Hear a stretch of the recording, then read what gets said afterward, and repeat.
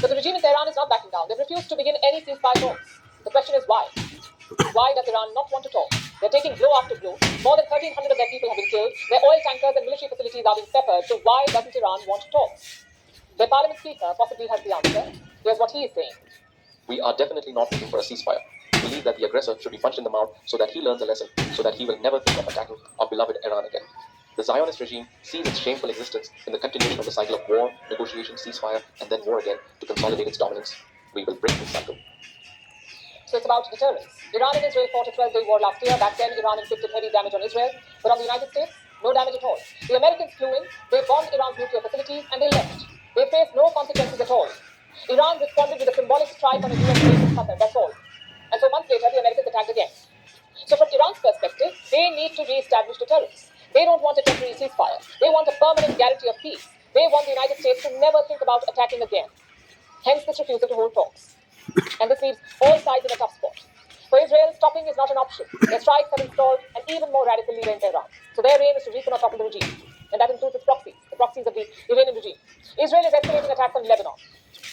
Hezbollah targets in Beirut are being bombed daily. But the strikes have also claimed nearly 500 civilian lives. Plus, on the ground, Israeli soldiers are moving in. They're capturing Lebanese land to set up a buffer zone. Use only left leg. Don't use the right leg.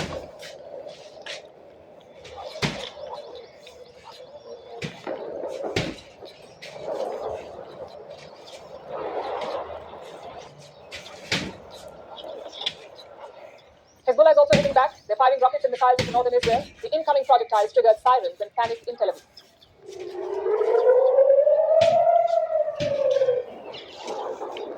Good that you're doing. You're kicking when you got injured also. Very good. You see the problem here. Israel cannot afford to stop the war. If they stop, it will be seen as a strategic loss. Iran wants to end the war, but on its own terms. If not, they cannot establish deterrence. And America wants a quick end to the fighting, but that's not possible unless Iran's regime agrees. You're basically stuck in a spiral. This is what happens when you unleash a war without specific goals. There is confusion, there is chaos, and there's uncertainty. The world doesn't fit in boxes, so why should you use? Battlefields to negotiation tables, from internet outrage to real-world injustice.